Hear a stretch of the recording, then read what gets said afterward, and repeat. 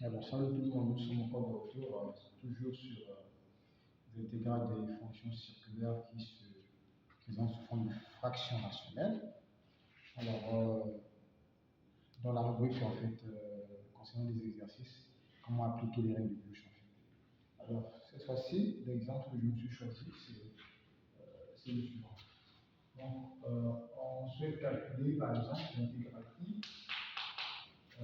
somme suivante, 1 sur sinus x plus sinus 2x dx.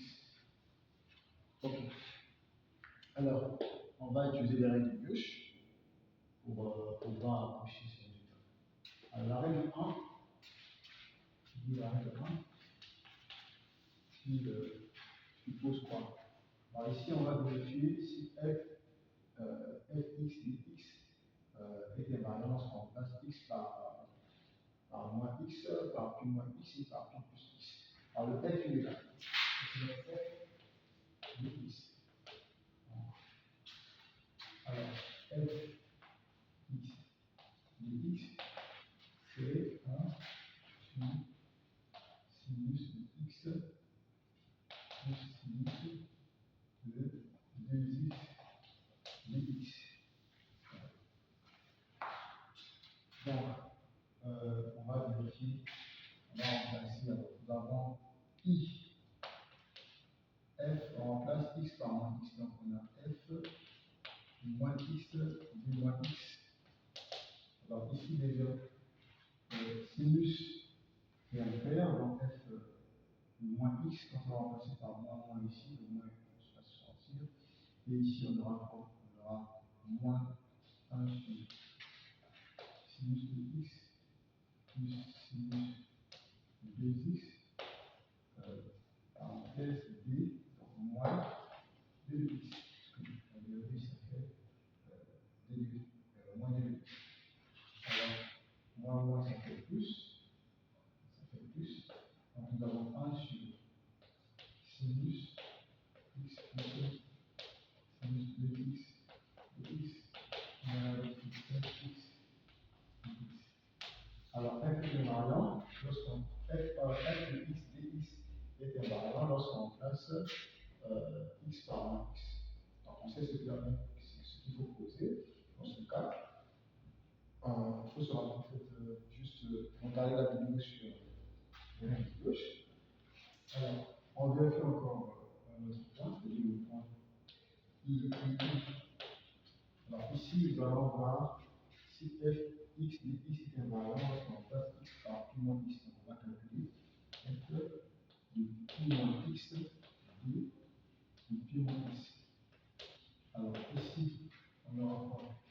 On aura 1 sur plus pi moins x plus sinus de 2pi moins 2x. Okay. Alors, là, ça donne moins.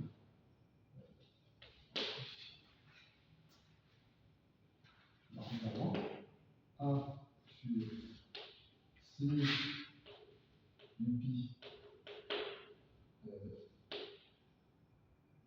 cosinus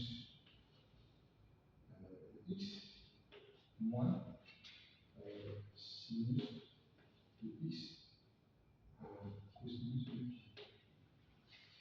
Alors ici, plus sinus de 2pi cosinus de 2x moins sinus de 2x cosinus de 2pi.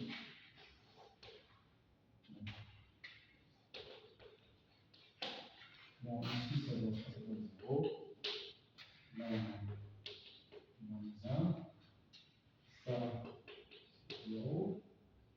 Ici, c'est 1. Donc, on obtient quoi? Ici, c'est 1. On obtient quoi? On obtient. Alors, moins. Alors, ici, moins, ça fait plus. Donc, sinus x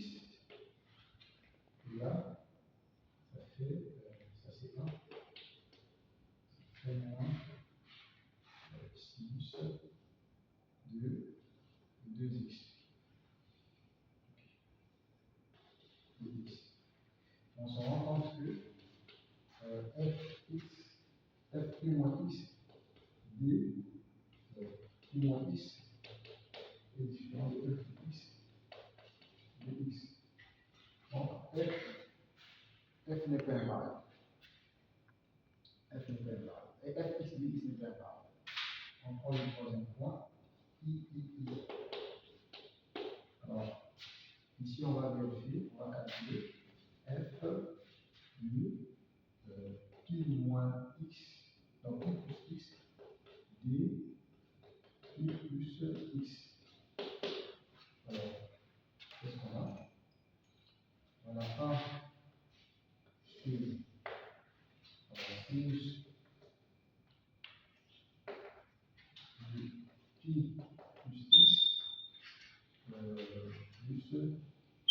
sinus de pi plus 2x. Alors, la dérivée s'appelle x. On va mettre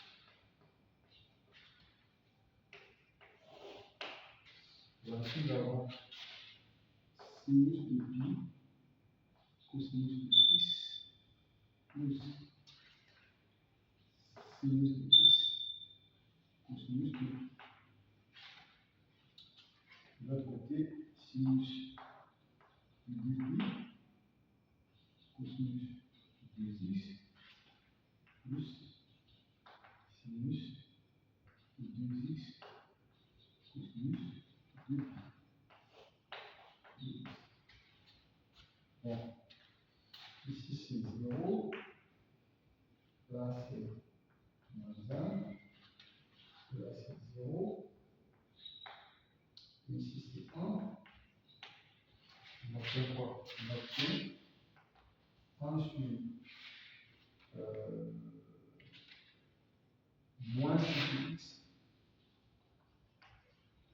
moins 6 de x, sinus plus sinus de 2x dx, qui est différent de f du pi, de f de x dx. Donc, fx dx n'est pas un variable.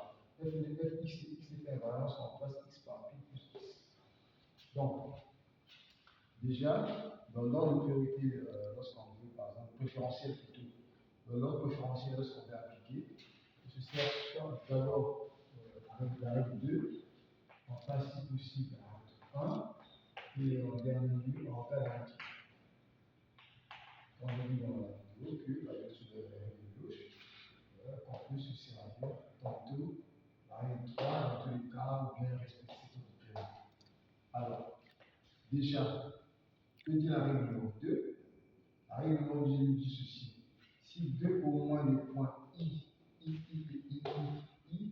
laissent un variable à constituer f de x dx, la règle 2 est applicable.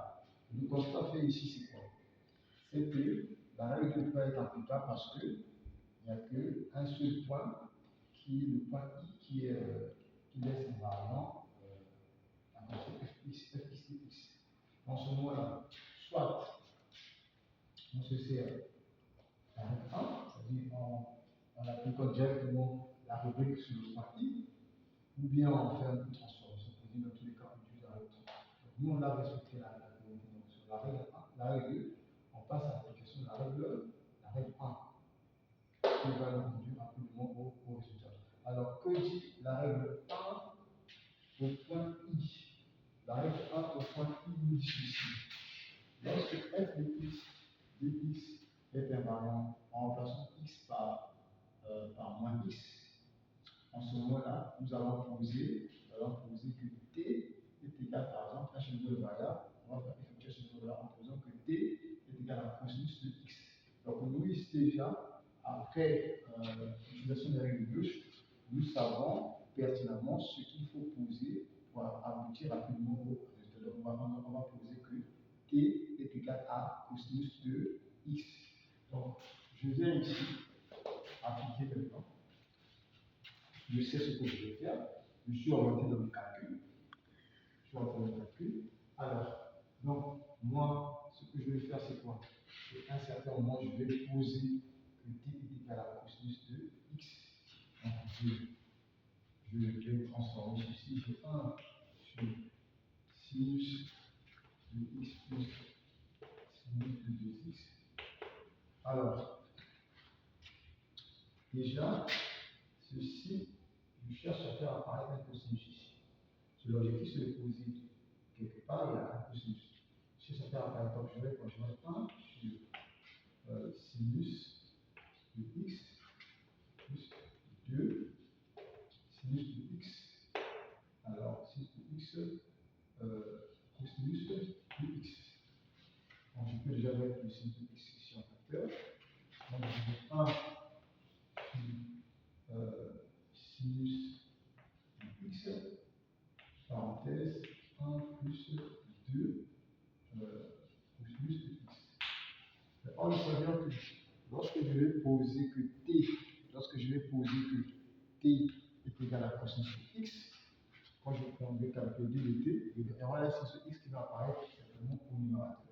Donc je vais faire ceci, je fais multiplier par sinus de x qui va permettre de faire le changement et sinus de x ici.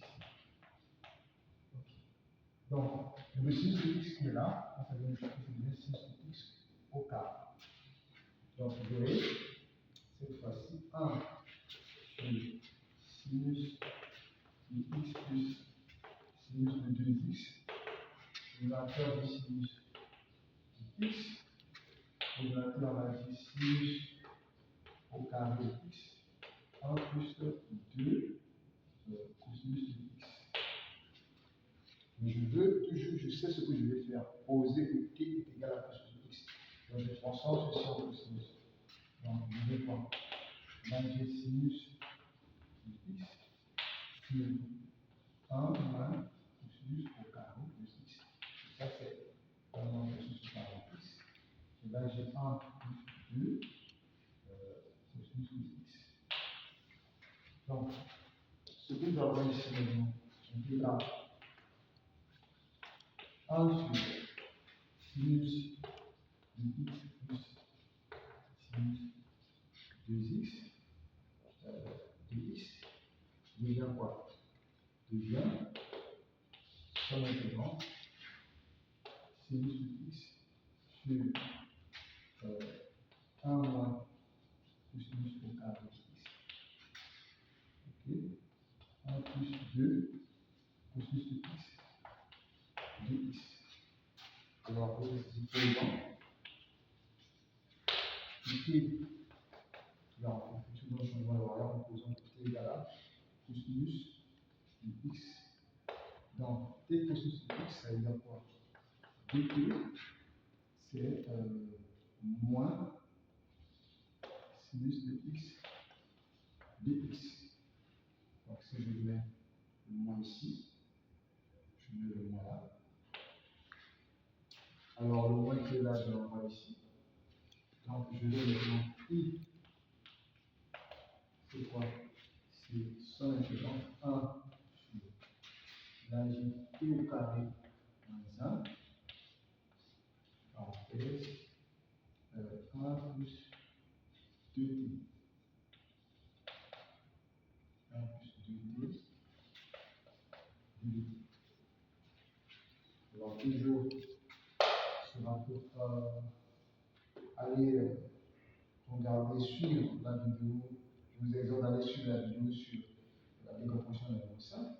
Vous voyez ce qu'il en est là. Donc, on va effectuer une décomposition numéro 5 de cette expression-là. Alors, ici, qu'est-ce que nous avons?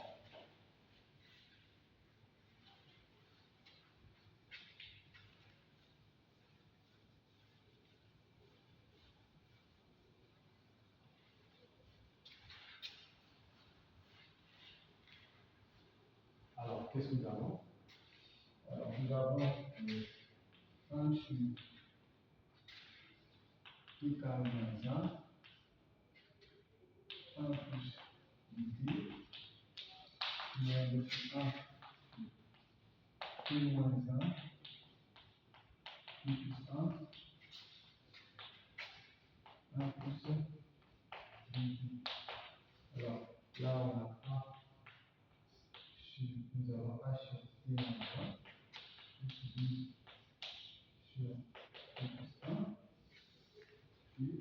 plus 6 1 plus 2. Alors, on va chercher à déterminer A, B et C. Alors, pour la détermination de A, nous allons composer tout ceci par T moins 1. Donc, on va multiplier tout ça, comme ça, par T moins 1. Alors, en multipliant par T moins 1, qu'est-ce qu'on obtient? C'est-à-dire, on multiplie par le dénominateur de A. Qu'est-ce qu'on obtient ici? On obtient 1 sur T plus 1 plus T2, c'est A plus toute quantité qui est là, c'est-à-dire B sur T plus 1 plus C sur 1 plus B2, T moins 1. Donc, x t égale à de la valeur cannule de A. Alors, x égale à 1. Tout ceci va donner 0. Alors, lorsque l'on remplace t par 1 ici, j'ai quoi? 1 plus 1, ça fait 2. Ici, j'ai 1 plus 2, ça fait 3. Alors, 2 fois 3, ça va me faire 6. Donc, A, c'est 1 sixième. 1 sixième. 2, 1 sixième. Alors, on va déterminer cette fois-ci, nous allons déterminer B. Alors, déterminer B, on va multiplier tout ceci par la quantité T plus 1. Donc, qu'est-ce qu'on obtient? On obtient 1 sur T moins 1, 1 plus BT. Okay. Alors, on aura tout ça, c'est-à-dire A sur T moins 1 plus 1 plus BT. Par T plus 1. Alors, plus B plus 1. Donc,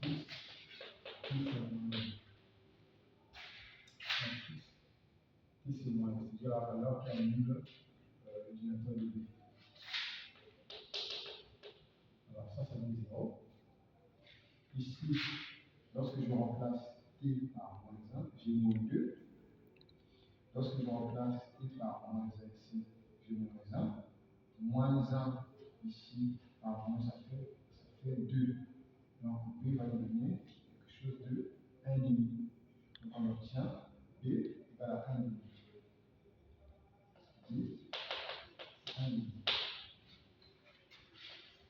Alors, on va déterminer C. Détermination de C, qu'est-ce qu'on va faire? Nous allons multiplier tout ceci par le dénominateur de C. C'est-à-dire 1 plus 1 plus 2t. Alors, qu'est-ce qu'on obtient? On obtient cette fois-ci 1 sur t carré moins 1. Ok. Bien, on obtient cette part-ci, c'est-à-dire 1 sur t moins 1 plus t sur t plus 1. Alors, multiplié par 1 plus 2t plus c. Et en plus, t par la valeur qui annule ça. La valeur qui annule ça, c'est moins 1,5. On va avoir moins 1,5 ici. Moins 1,5 là. 1,5. Alors, lorsqu'on passe par moins 1,5, ceci va donner 0. Alors, moins 1,5 au carré, ça va faire 1 quart. Mais ici, on aura 1 sur 4 moins 1.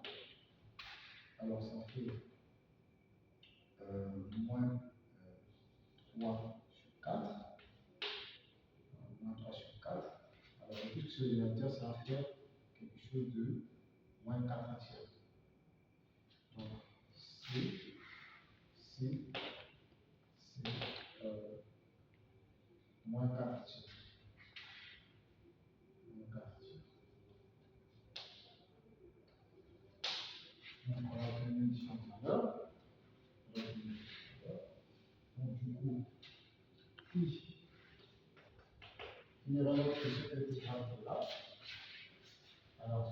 est décomposée, consulter la règle décomposée ensuite. Donc nous allons remplacer. Alors A c'est quoi? A c'est 1 sur 6. Donc on a 1 sur 6 point son intégrante 1 sur 1 sur t moins 1. Passe à B. B, c'est 1 demi. On va 1 demi. Son intégrante 1 sur t plus 1. C, c'est moins 4 sur 3. Son intégrante 1 sur 1 plus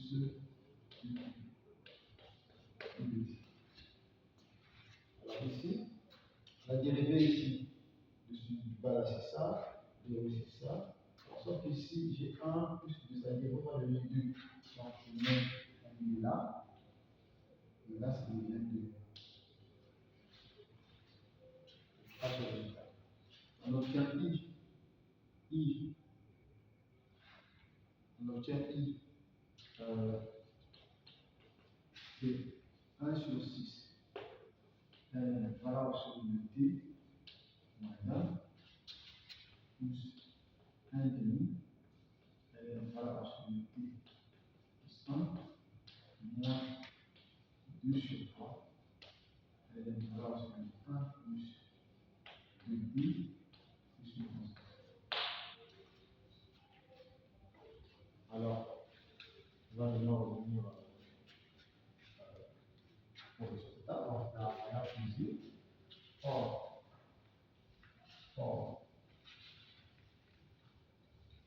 nous allons poser que t c'est cosinus de x.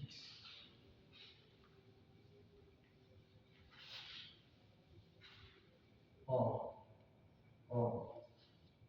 t c'est cos x. Donc, le i qui est l'intégrale h sur sinus x plus sinus plus x de x comme ça. Alors, on a 1 sur 6 ln. Alors, sur le cos de x moins 1. Alors, plus 1 demi. Donc, 1 sur 2 ln. Alors, sur 2 cos de x plus 1. Ok. Alors, moins 2 sur 3 ln. Alors, sur 2 ln. Alors, sur 2 de 1 2 cosinus de x plus 1 quart. Ce qu'on peut dire, tout ce qui arrive aussi, le produit transformé et tout, ce qu'on peut dire concernant le résultat de notre exercice. Le cas est constant, on s'en parle dans notre réalité. Ok. Donc c'est ce que j'ai pensé faire comme approche et j'étais ravi de faire cette petite démonstration. Okay. Alors n'oubliez pas si la vidéo, si vous avez aimé la vidéo, de mettre un petit pouce pour liker et de mettre un petit commentaire. Donc d'ici là, on se retrouve pour d'autres